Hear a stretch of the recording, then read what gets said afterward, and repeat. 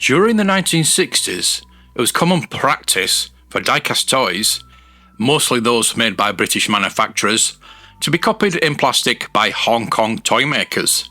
For years, these were sometimes dismissed by collectors as cheap rip-offs, while the value of the original die-cast climbed on the collective market.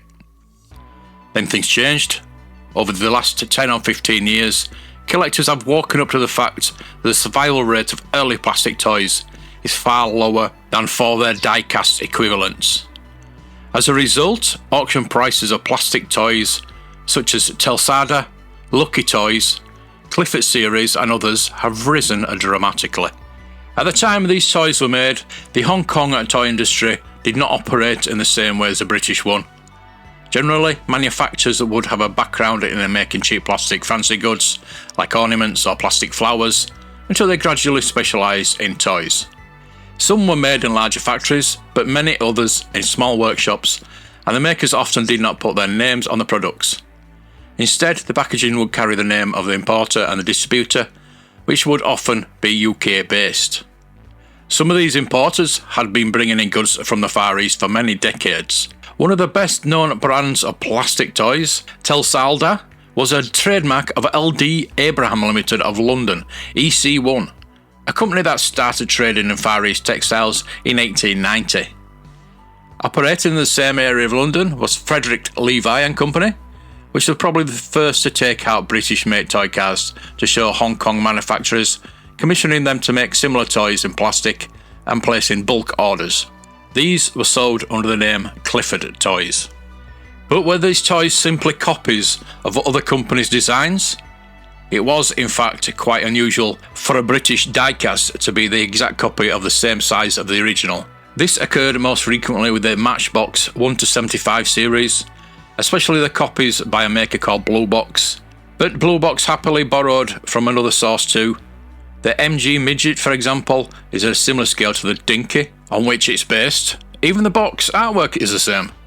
However, rather than aiming for exact copies, it was more common for Hong Kong makers to scale up the size of the die-cast original, partly to allow more space inside to fit a friction motor, and partly no doubt to give the impression that the customer were getting more for their money. It was true that some manufacturers, such as Corgi, tried friction mechanisms in metal cars, but the lightness of the plastic toy made it better suited to such motive power as it could run a longer distance.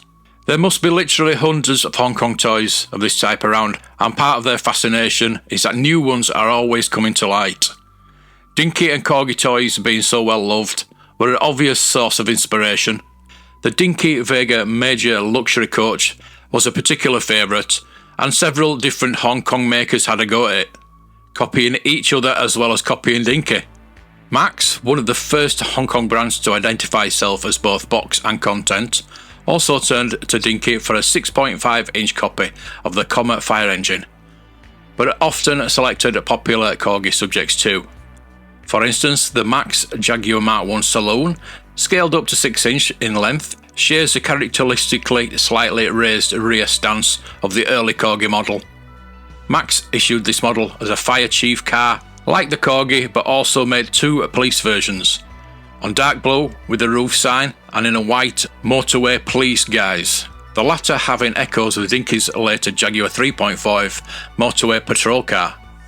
Other Max models, which unmistakably Corgi inspired, were the Commer County police van and New London Taxi, a suppressor to an early Mac copy of the long-running Dinky Austin Taxi.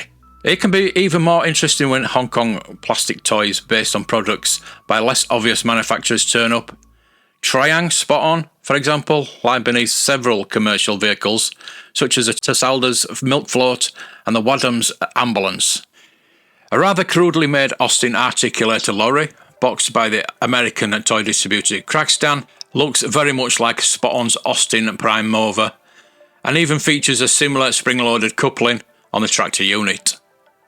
Unusually, a French Renault Estafette police van, made by CIJ, is the inspiration behind the Max model, which, just like the diecast original, features a battery-operated roof light. This also came in red as a fire van. Sometimes plastic as well as metal European toys were copied into plastic in Hong Kong. Victory of England made an expensive 1/18 scale electric powered model of the Hillman Minx convertible, with one of these found its way to Hong Kong, where Clifford Toys commissioned a cheaper copy with friction motor, shown here in a most attractive peppermint green shade. Other items seem to be inspired by Airfix 132 scale, assembly kits such as the Ford Zodiac Mark III, marked NFIC and distributed by Telsalda. Similarly, the Clifford series had a box set of 6 cars: Ford Classic, Rover 90, Citroen DS19, Jaguar 2.4, Humber Hawk and the Sunbeam Rapier. The first 4 look like corgis and the Humber is clearly based on a dinky, but the grille of the rear tail fins of the Sunbeam suggests it is derived from the Airfix kit. Many more examples could be given, but the point is clear: Hong Kong plastic designs can be often traced back to British and occasionally other toys which collectors are already familiar.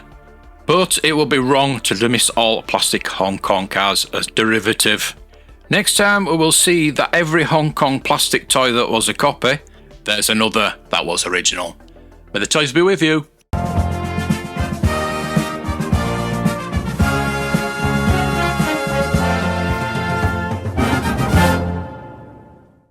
What is the charge? Eating a meal? A succulent Chinese meal?